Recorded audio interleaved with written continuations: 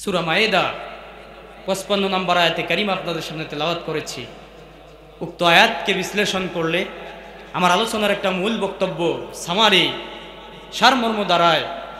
সেই বিষয়বস্তুটা হচ্ছে, আলোচনার বিষয়বস্তু হচ্ছে কে আমার বন্ধু, কে আমার, সবাই বলেন কে আমার। জানার দরকার আছে না নাই? দুনিয়াতে যাকে তাকেই বন্ধু করা যাবে না, যার তার সাথে বন্ধুত্ব করা যাবে না। আল্লাহ বলেন লা তাত্তাখিজুল ইয়াহুদা ওয়ান নাসারা আউলিয়া, ইহুদি আর খ্রিস্টানদেরকে বন্ধুরূপে গ্রহণ করো না, তাদের সাথে কোনো ধরনের যোগাযোগ রেখো না, তাদের সাথে আত্মীয়তার সম্পর্ক রেখো না। কথা বলেছেন কে? কিন্তু আমরা ইহুদি খ্রিস্টানদের মেয়েদেরকে নিজেদের পুত্রবধূ বানায় বসে আছি। কথা বলছেন না কেন? তাহলে আল্লাহর আয়াতকে যারা, কোরআনে কারিমের বিধানকে যারা বৃদ্ধাঙ্গুলি দেখিয়েছিল, আল্লাহ তাআলা রব্বুল আলামিন লাঞ্ছিত করে এই দেশ থেকে তাদেরকে বিতাড়িত করতে বাধ্য করেছে। কথা বলেন ঠিক কিনা? আরো জোরে কথা বলতে হবে, কথা ঠিক কিনা? আমরা ইহুদি খ্রিস্টান বেধর্মীদের সাথে বন্ধুত্ব রাখবো? আমাদের বন্ধু হবে তিনজন। জোরে বলেন কয়জন? কোরআন থেকে রেফারেন্স দিয়ে বলছি।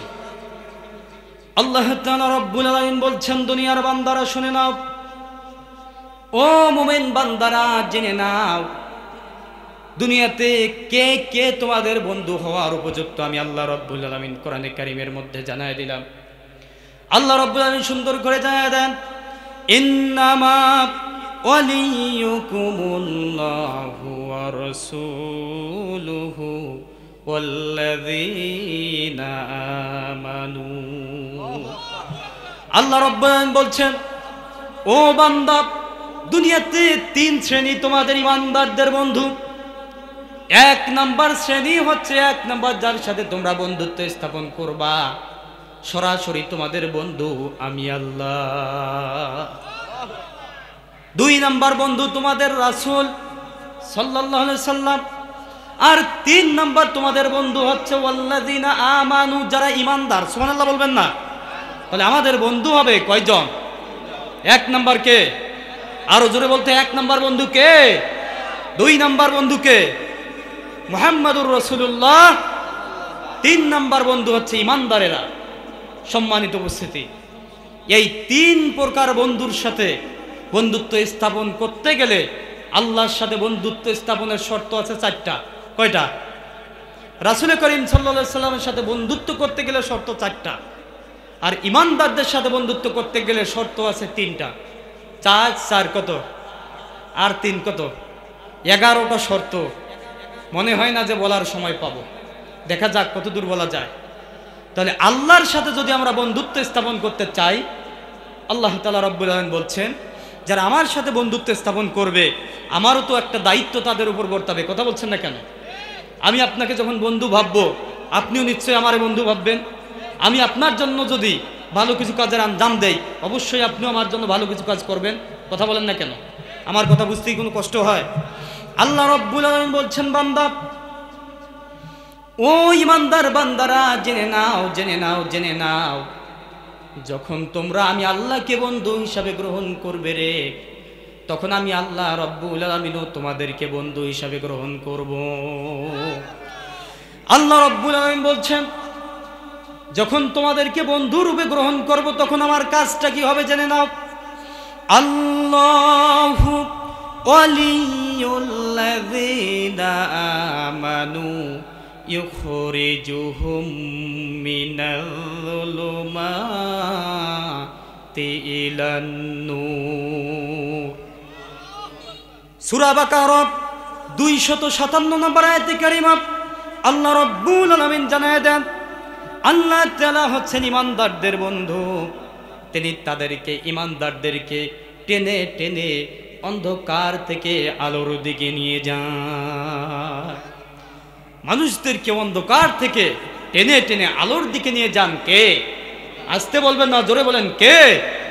আল্লাহ রাব্বুল আলামিন। এই অন্ধকার কিসের অন্ধকার?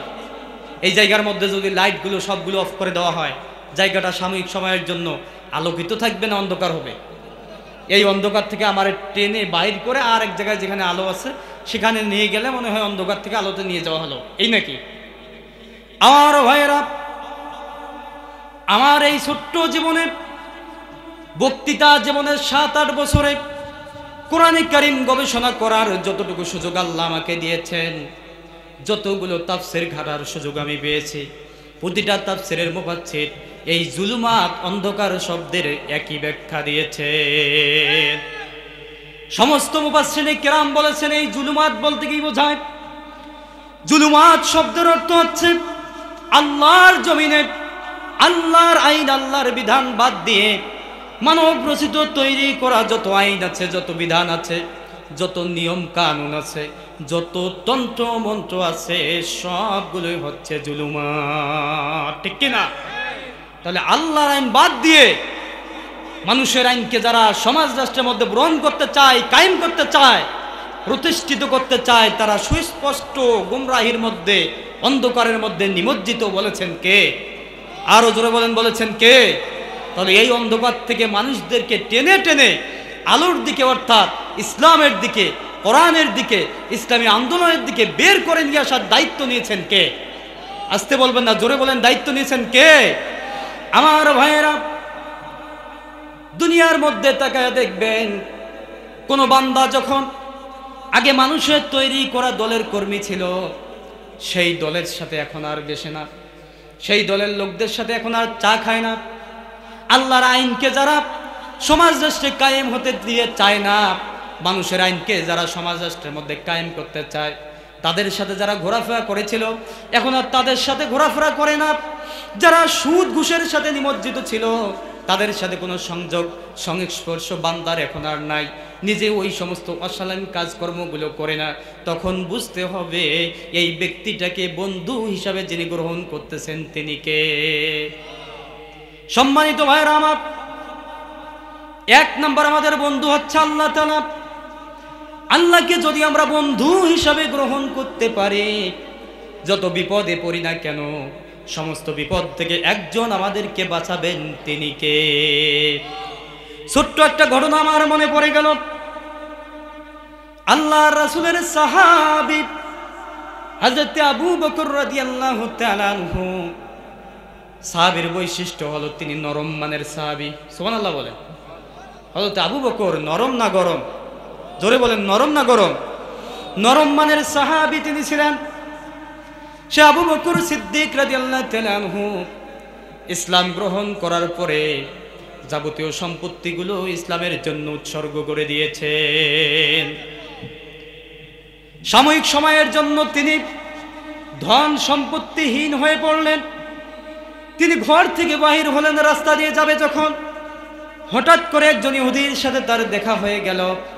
ইহুদি পেছন দিক দিয়ে ডাক দিয়ে বলতেছে, ইয়া আবা বকর, হে আবু বকর একটু দাঁড়াও।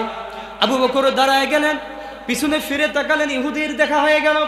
ইহুদি বলতেছে, আবু বকর রে, ইসলামকে মানার কারণে, আল্লাহর প্রতি ঈমান আনার কারণে তুমি আর আগের মতো ধনী নাই, এখন তুমি হয়ে গেছো ফকির। হযরত আবু বকর নরম মনের সাহাবী কিছুই বললেন না, কারণ তিনি কোরআনে কারীমের আয়াত অন্বেষণ করলেন। সুবহানাল্লাহ বলেন। কোরআনে কারীমের মধ্যে আল্লাহ তাআলা রব্বুল আলামিন বলছেন, ইন্নাল্লাহা গানিয়্যুন ওয়া আনতুমুল ফুকারা। আল্লাহ বলছেন, নিশ্চয় আমি আল্লাহ একমাত্র গনি, একমাত্র ধনী, দুনিয়ার বাকি সবাই ফকির। সবাইকে, তার মানে আমি নুহুনুর আলম ফারুকী, জোরে বলেন, লজ্জা পান কেন? আমি নুহুনুর আলম ফারুকী, আপনি আশরাফুল ইসলাম বিপ্লবী, তোতা স্যার, শেখ হাসিনা, ডক্টর ইউনুস, আল্লাহর কোরআনের আয়াত অনুযায়ী আমরা সবাই ফকির।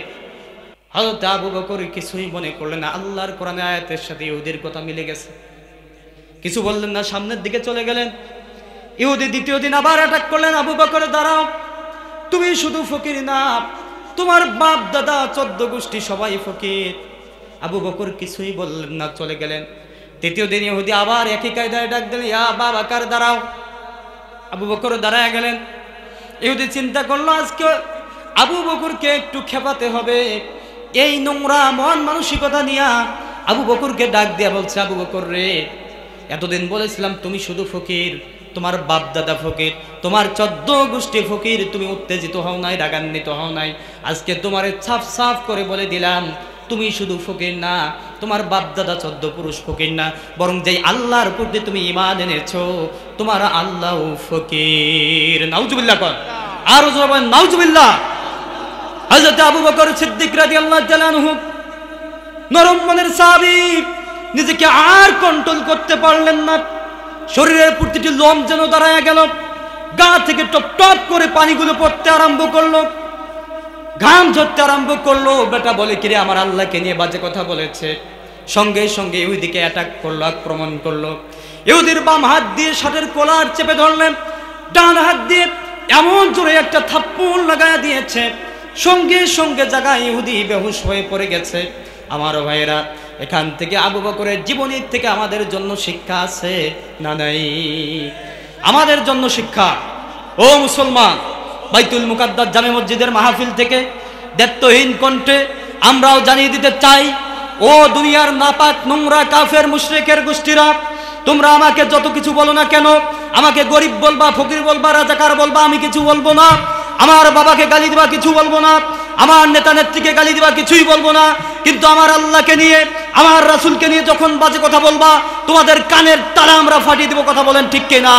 কারা কারা একমত? দুই হাত তুলে আল্লাহরে দেখায় দেন। লিল্লাহে তাকবীর, লিল্লাহে তাকবীর। আল্লাহ কবুল করবেন, আমিন। সম্মানিত ভাইয়েরা আমার, ইহুদির যখন সেন্স ফিরে আসলো, জ্ঞান ফিরে আসলো, যখন চলে গেলেন মুহাম্মাদুর রাসূলুল্লাহ সাল্লাল্লাহু আলাইহি সাল্লামের দরবারে। যার পরে বলছেন, মুহাম্মদ, তোমার সাহাবী আবু বকর আমাকে মেরেছে, আমাকে মেরেছে। ইহুদি বলল, আমাকে মেরেছে, আমার কোনো অপরাধ নাই, আমি কিছুই বলি নাই, কিছুই করি নাই, হুট করে আমাকে চর মেরেছে। মুহাম্মাদুর রাসূলুল্লাহ সাল্লাল্লাহু আলাইহি সাল্লাম বললেন, ও ইহুদি রে, তোমার মনে হয় কোথাও ভুল হয়ে যাচ্ছে। আমার আবু বকর তো নরম মানের সাহাবী, সে কখনো গরম হওয়ার কথা না। বুঝতাম, মেনে নিতাম, বিনা বাক্যব্য এই কথাটা আমি মেনে নিতে বাধ্য হতাম। যদি তুমি উমরের নামটা নিতে, যে উমর তোমাকে মেরেছে, এটা আমি 100 ভাগ বিশ্বাস করতাম। কিন্তু আমার আবু বকর নরম সাহাবী, সে তো এরকম গরম হতে পারে না। ইহুদি বলছেন, ওগো মুহাম্মদ, কোনটা উমর কোনটা আবু বকর আমি ভালো করেই চিনি। সুবহানাল্লাহ বলেন। কারণ আবু বকর আমাকে মেরেছে, তার থাপ্পড় খাওয়ার পরে আমি শুধু সেন্সলেস হয়েছি, মরে তো যাই নাই। ওগো মুহাম্মদ, ওমর যদি আমাকে মারতো, ওমরের মায়ের তেজটা এত তীব্র হয়ে যেত, আমি ইহুদি দুনিয়ায় ন্যানো সেকেন্ড বেঁচে থাকতে পারতাম না, সঙ্গে সঙ্গে আমার মৃত্যু ঘটে যেত। সুবহানাল্লাহ বলেন। ওমরের শরীরে শক্তি আছে না নাই? যিনি দিয়েছেন তিনি কে? আল্লাহ রাসূল বলেন, আনা খাতামুন নাবিয়্যিন লা নাবিয়্যাম মিন বাদি লাউ কানা নাবিয়্যাম বিবাদি লাকানা উমর। আমি last prophet, last messenger, last বার্তাবাহক, শেষ নবী আমি। আমার পরে আর কোনো নবী নাই। কিন্তু আমার পরে যদি কেউ নবী হতো, এই নবী হওয়ার জন্য যত যোগ্যতা, যত দক্ষতা লাগে, সব আল্লাহ উমরকে দিয়ে দিয়েছেন। উমর হয়ে যেত আল্লাহর নবী। সুবহানাল্লাহ বলেন।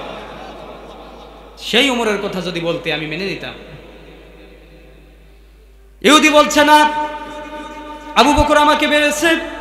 আপনার যদি বিশ্বাস করতে কষ্ট হয়, আপনি আবু বকরকে কল করেন। আল্লাহর নবী দুই পক্ষের অভিযোগ না শুনে কোনো বিচার, কোনো রায় তিনি দিতেন না। আমাদের সমাজে এক পক্ষ বিচার আছে না নাই? আরো জোরে কথা বলতে হবে, আছে না নাই? দুই পক্ষের কথা শুনে না, এক পক্ষের মিথ্যা অভিযোগ শোনার পরে আমাদের বিরুদ্ধে মামলা এন্ট্রি হয়, মামলা আবার কার্যকর হয়, আমাদেরকে জেলে নিয়ে যায়, কারাগার বহন করার পরে আবার বের হয়ে আসা লাগে। কথা বলেন ঠিক কিনা? হুদাই একটা মামলা দিল আমাদের নামে, প্রায় 300-400 লোকদেরকে আমাদেরকে বিনা কারণে, বিনা অপরাধে, এক প্রকার ব্যক্তির কথার উপর ভিত্তি করে টানা 22টা দিন জেলখানায় বন্দি করে রাখলো। সম্মানিত ভাইয়েরা, যেই পুলিশ, যেই সাক্ষীরা মামলার সাক্ষী দিয়েছিল, এখন আর কাউকে খুঁজে পাওয়া যায় না। মামলা যদি সত্য হতো তারা থাকতো কিনা? কিন্তু তারা নিজেদের জীবন নিয়ে ছিনিমিনি টালবাহানা, তারা ইয়ানুফসি করতেছে। কথা বলেন ঠিক কিনা? সম্মানিত হাজিরিন, আল্লাহর নবী এই কাজটা কখনোই করতেন না। আল্লাহর নবী দুই পক্ষের কাছ থেকে অভিযোগ শুনতেন, যেদিকে রায় যায় কোরআনে কারিমের আয়াত অনুযায়ী তিনি কেসাস করতেন। সুবহানাল্লাহ বলবেন না? কেসাস মানে ন্যায় বিচার। তুমি অন্যায়ভাবে যা করেছো, সেও তোমার উপর তাই করবে। আল্লাহ রাসূল বললেন, আবু বকর তুমি কি ইহুদিকে মেরেছো? ইয়া রাসূলুল্লাহ, আমি মেরেছি। কেন মেরেছো?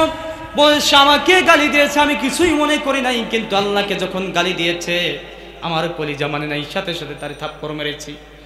ইহুদির জায়গার মধ্যে অস্বীকার করে দিল যে না, আমি তারে কোনো গালিও দেইনি, তার আল্লাহরেও গালি দেই নাই।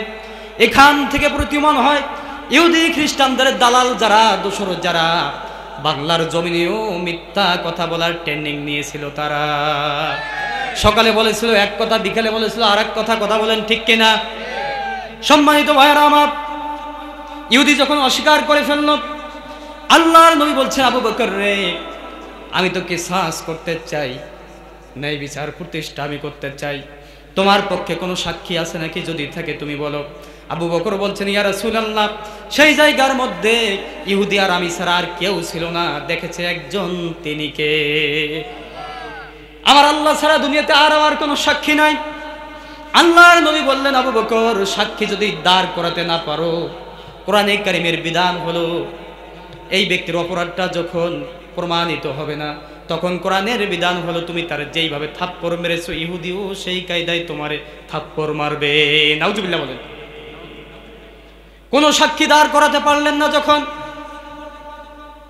বিচারের ময়দান প্রতিষ্ঠিত করা হলো, হাজার হাজার জনতা, আল্লাহ রাসূলের সাহাবীরা, সকলের চোখের মধ্যে যেন কান্নার ছাপ, চোখ দিয়ে পানি পড়তেছে। আল্লাহর রাসূল আজকে কি এমন বিচার করতে যাচ্ছে? একজন সাহাবী, জলিলুল কদর সাহাবী, জান্নাতের সার্টিফিকেট প্রাপ্ত সাহাবী, এমন একজন সাহাবী যেই সাহাবীকে আল্লাহর রাসূল যার ব্যাপারে কথা বলতে গিয়ে বলেছেন, আমি হৃদয়ের বন্ধু হিসাবে যদি কাউকে নিতাম তিনি হচ্ছে একমাত্র আল্লাহ, কিন্তু আল্লাহর পরে দুনিয়াতে যদি কাউকে আমি বন্ধু হিসাবে প্রায়োরিটি দিতাম, প্রাধান্য দিতাম, আমি আবু বকরকে আমার বন্ধু বানিয়ে নিতাম। সুবহানাল্লাহ।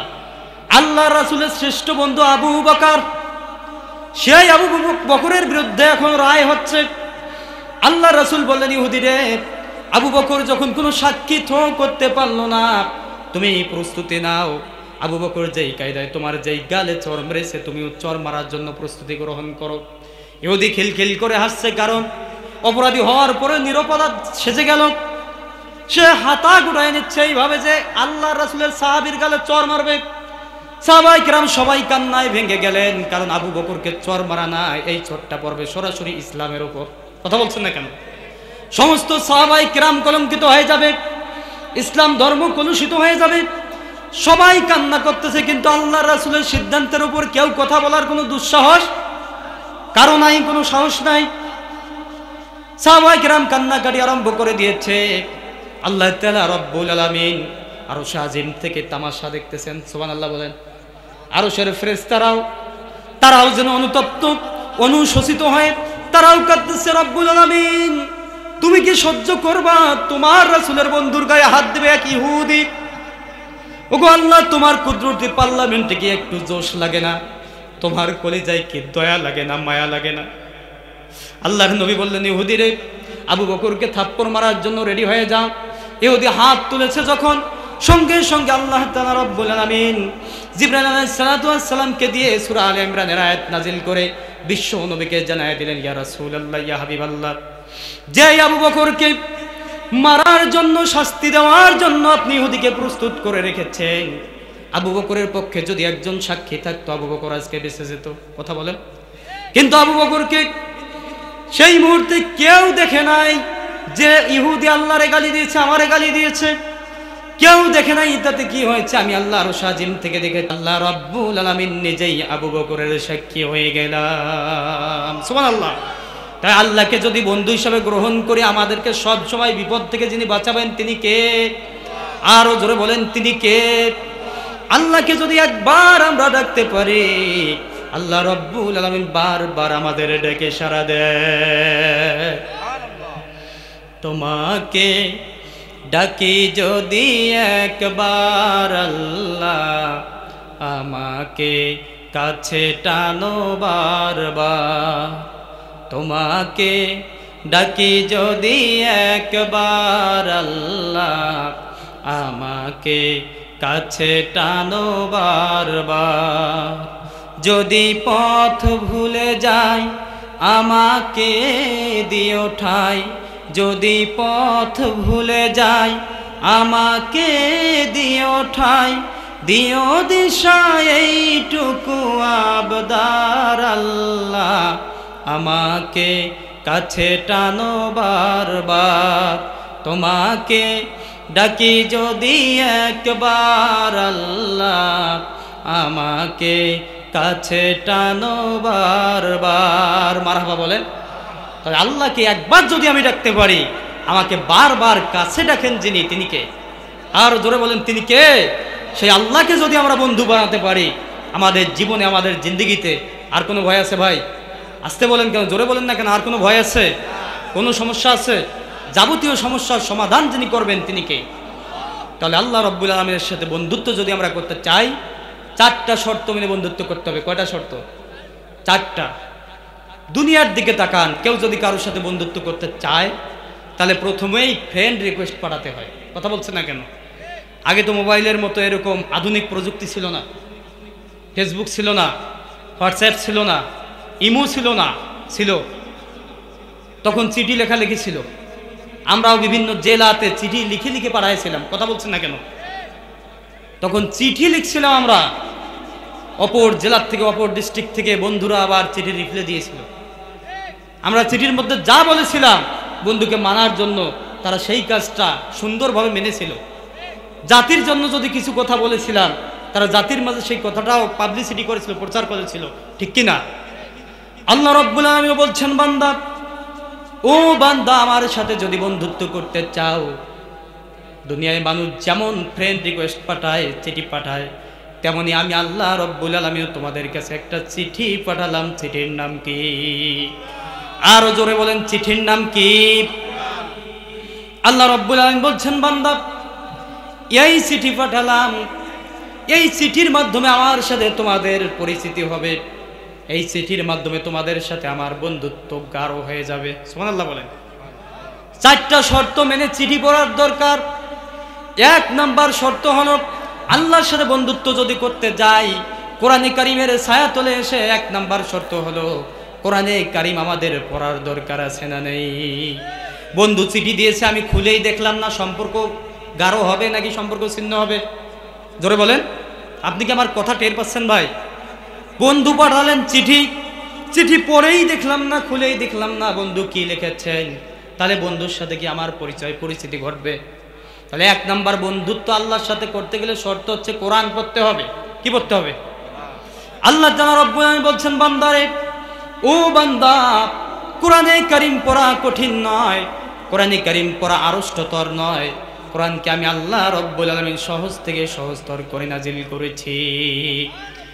একই কথা আল্লাহ রব্বুল আলামিন সূরা কমারের 4 জায়গায় দিয়ে গুরুত্ব বোঝানোর জন্য আল্লাহ রব্বুল আলামিন জানায় দিলেন, ওয়ালাকাদ ইয়াসসারনাল কুরআনা লিযিকরি ফাহাল মিন মুদ্দাকির। আল্লাহ রাব্বুল আলামিন বলছেন, ও বান্দা, নিশ্চয় আমি কোরআনে কারীমকে সহজ করে নাজিল করেছি বান্দা, যাতে করে তোমরা কোরআনে কারীমকে সহজেই অনুধাবন করতে পারো। সুবহানাল্লাহ। তাহলে কোরআনে কারীম যদি কঠিন কেউ বলে, তাহলে আল্লাহর আয়াতকে সরাসরি কি করা হবে? অস্বীকার করা হবে। কোরআনকে কঠিন বলার কোনো সুযোগ নাই আমার ভাইয়েরা। আল্লাহ রাব্বুল আলামিন বলছেন, বান্দারে, কোরআনকে আমি সহজ করে নাজিল করলাম। আমি কোরআনকে বাংলায় নাজিল করলাম না, ইংরেজিতে নাজিল করলাম না, চাইনিজ ভাষায় নাজিল করলাম না, উর্দুতে ফার্সিতে নাজিল করলাম না, এমন একটা ভাষায় নাজিল করলাম বান্দারে, যেই ভাষাটা তুলনামূলক সহজ ভাষা। আল্লাহ রাব্বুল আলামিন কোরআন আল কারীমের মধ্যে সুন্দর করে জানায় দেন, ইন্না আনজালনাহু কুরআনান আরাবিয়্যাল লাআল্লাকুম তাআকিলুন। আল্লাহ বলছে, ও বান্দা, কোরআন কারীমকে আমি আরবিতে নাজিল করে দিলাম। কেন নাজিল করলাম জানো নাকি বান্দারে? যাতে করে তামাম দুনিয়ার মানুষ সহজেই কোরআনে কারীম বুঝতে পারে। সুবহানাল্লাহ বলেন। কোরআনের ভাষা, আরবি ভাষা সবচেয়ে সহজ এবং সাবলীল ভাষা, সবচেয়ে প্রাঞ্জল ভাষা। আমার ভাইয়েরা, কোরআনে কারীম আমরা যদি পড়তে শুরু করি, পড়তে আরম্ভ করি, কয়েকদিন যদি সময় নেই, কোরআনে কারিম আমরা সুন্দরভাবে পড়তে পারবো। যিনি আমাদেরকে পড়ার তৌফিক দিবেন, জোরে বলেন তিনি কে? আমার ভাইরা, আজকে দুলাপাড়া বাইতুল মুকাদ্দাস জামে মসজিদের মাহফিল থেকে দীপ্ত শপথ গ্রহণ করব। আল্লাহর সাথে বন্ধুত্ব আমাদের সবার করার দরকার আছে না নাই? কারা কারা বন্ধুত্ব করব একটু হাত তুলে আল্লাহরে দেখান তো, হাতটা টান টান করেন।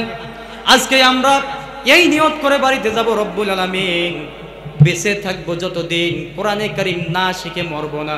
আল্লাহ তুমি আমাদেরকে তৌফিক দান করো, সবাই বলেন আমিন। এক নাম্বার শর্ত, কোরআনে কারিম পড়তে হবে। হুজুর আমার বয়স তো 60 বছর। আল্লাহর নবী বলেন দুনিয়া থেকে শুরু করে কবর পর্যন্ত ইলমে দ্বীন শিক্ষা করা ফরজ। কথা বলছেন না কেন? আপনার কোনো ভয়ের কোনো কারণ নাই, হতাশার কোনো কারণ নাই, হোপলেস হওয়ার কোনো কারণ নাই। যিনি আশার আলো সঞ্চার করেছেন তিনি কে? আল্লাহ বলছেন বান্দা তুমি শুধু চেষ্টা করবা, চেষ্টা করবা, সাধনা করবা। তুমি যদি চেষ্টা করতে পারো বান্দারে, আমি আল্লাহ তোমার জন্য সহজ করে দেব। আল্লাহ রব্বুল আলামিন সূরা আনকাবুতের 59 নম্বর আয়াতের মধ্যে সুন্দর করে জানিয়ে দেন, ওয়াল্লাযীনা জাহাদু ফিনা লা ইয়াহদিয়ান্নাহুম সুবুলানা। আল্লাহ বলছেন কেউ যদি আমাকে চেনার জন্য, জানার জন্য, আমার বিধান যদি মানার জন্য কেউ চেষ্টা করে, আমি আল্লাহ রব্বুল আলামিন তার জন্য হাজার পথ খুলে দেই। চেষ্টা করার মালিক আপনি, যিনি আপনাকে চেষ্টায় সফলতা দান করবেন তিনি কে? আরো জোরে বলেন তিনি কে? আল্লাহর নবী বলেন কোন বান্দা বান্দি যদি এই মন মানসিকতা নিয়ে কোরআনে কারিম পড়বো, বুঝবো, মানবো, জাতিকে মানাবো, এই চিন্তা চেতনা করে কোন বান্দা বান্দি বয়স হতে পারে 40, হতে পারে 60, হতে পারে 70, হতে পারে 80, এই বয়সে সেও যদি কোরআনে কারিমের আলোচনা শোনার পরে আল্লাহকে বন্ধু বানানোর নিমিত্তে কেউ যদি কোরআনে কারিমের তালবে ইলম হয়ে যায়, আল্লাহ তাআলা রব্বুল আলামিন এই ব্যক্তিটাকে তালবে ইলম হিসাবে কিয়ামতের দিন উঠাবেন। সুবহানাল্লাহ বলেন। আর কোরআন শিক্ষারত অবস্থায় এই বান্দা বান্দি যদি দুনিয়া থেকে বিদায় নিয়ে চলে যায়, কেবলমাত্র কোরআন ভাঙ্গা ভাঙ্গা পড়তে শুরু করেছে, এখনো বুঝতে শিখে নাই, আমল করতে শিখে নাই, সুন্দর তেলাওয়াত এখনো করতে পারে না। বিশ্ব নবী বলে এই চেষ্টার নিয়ত করার কারণে, কোরআনে কারিম শেখানোর নিয়ত করার কারণে আল্লাহ রব্বুল আলামিন তাকে তালবে ইলম বানায়া কিয়ামতের দিন তালবে ইলমদের কাতারে ওঠায়া বিনা হিসাবে, বিনা বিচারে তাদেরকে জান্নাত দিয়ে দিবে। তাহলে এক নাম্বার বন্ধুর সাথে সম্পর্ক স্থাপন করতে হলে চিঠি পড়া লাগবে। 2 নম্বরে চিঠি শুধু পড়লেই হবে না, এই চিঠিটা বুঝতে হবে, বোঝার দরকার আছে না নাই? আজকে আমরা কোরআনে কারিম শুধু পড়তে শিখেছি, বুঝতে শিখে নাই।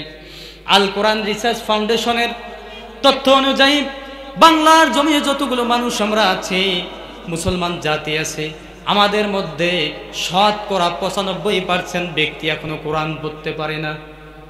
নাউজুবিল্লাহ বলতে ইচ্ছে করে না? আরো জোরে বলেন নাউজুবিল্লাহ। অনেকের মাথাটা নিচু হয়ে গেল, হেট হয়ে গেল। আমার ভাইরা, চেহারা দেখলেই বোঝা যায় কে কে এই আসামি।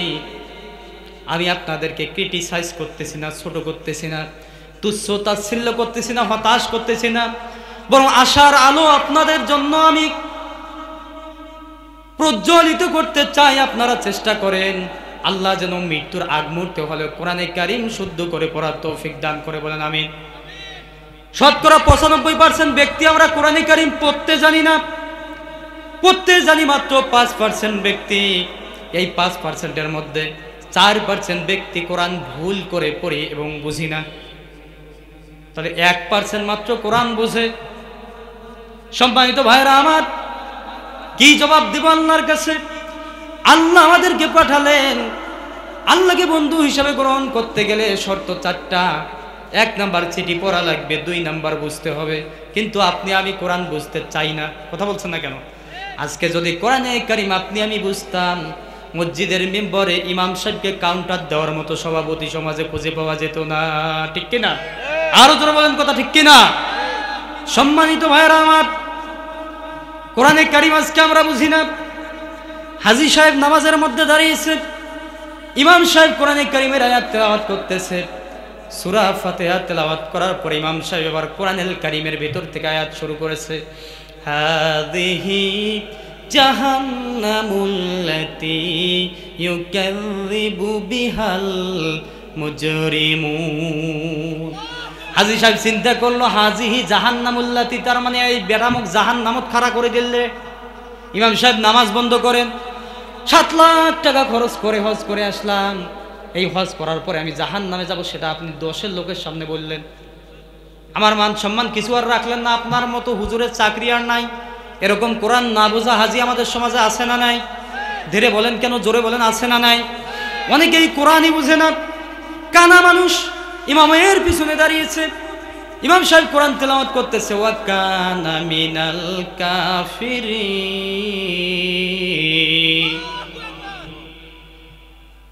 পিছনে একজন কানা ব্যক্তি ছিল, অন্ধ ব্যক্তি, মনে করে এই বেটা আমারে কানা বলছে। ইমাম সাহেবকে কি করে ছোট করা যায়? কেউ তো নিজের হাতে কম না, নিজ হাত দিয়ে সবাই কয় হাত। ওই ইমাম হোক আর যারে বেটা হোক না কেন, ওরও আমি অপমানিত করব। ইমাম সাহেব একটু খোরায় খোরায় হাঁটতেছিল, এবার পেছন দিক দিয়ে ডাক দিয়ে বলতেছে, ওয়া ল্যাংরা মিনাল ফাসিকিন। নাউজুবিল্লাহ বলেন যে আমি যদি কানা হওয়ার পরে কাফের হই, তুই বেটা ল্যাংরা, তুই ফাসিক। নাউজুবিল্লাহ বলবেন না? কোরআন যদি জানতাম তাহলে এই ধরনের চিন্তা চেতনা করার কোনো সুযোগ কি আমাদের ছিল ভাই? আরো জোরে বলেন, এই ধরনের ন্যারো মাইন্ডের চিন্তা করার সুযোগ ছিল? তাহলে আল্লাহ পাঠালেন কোরআন, 1 নাম্বার পড়তে হবে, 2 নাম্বার বুঝতে হবে, কিন্তু পাবলিক বুঝলো না।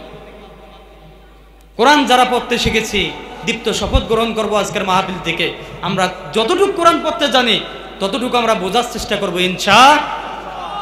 3 নাম্বার আল্লাহর সাথে বন্ধুত্ব স্থাপনের শর্ত হচ্ছে, আল্লাহ বলেন কোরআন শুধু পড়লেই হবে না, বুঝলেই হবে না, কোরআন মানতে হবে। কথা বলেন, কোরআনে আল্লাহ বলেন সুদ খাওয়া যাবে না, ঘুষ খাওয়া যাবে না। আপনি আমি পাইকারি হারে শুধু খাই, ঘুষও খাই, নামাজেও যাই। কথা বলেন ঠিক কিনা? তাহলে কোরআন মানা হলো নাকি? আরো জোরে বলেন, কোরআন কি মানা হলো?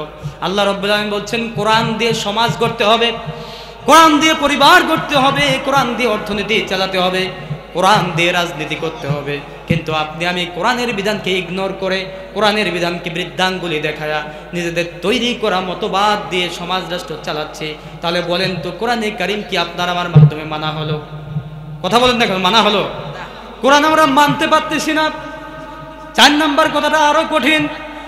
আল্লাহ রাব্বুল আলামিন শর্ত দিলেন, কোরআন পড়ার পরে, বোঝার পরে নিজেকে মানতে হবে। ও বান্দা, মেনেই শুধু ক্ষান্ত হবার তা না, তোমাদের জন্য 4 নাম্বার কন্ডিশন, 4 নাম্বার শর্ত হলো, এই কোরআনে কারীমের অমীয় বাণীগুলো জানার পরে, বোঝার পরে, নিজে মানার পরে জাতির লোকদেরকে মানাতে হবে।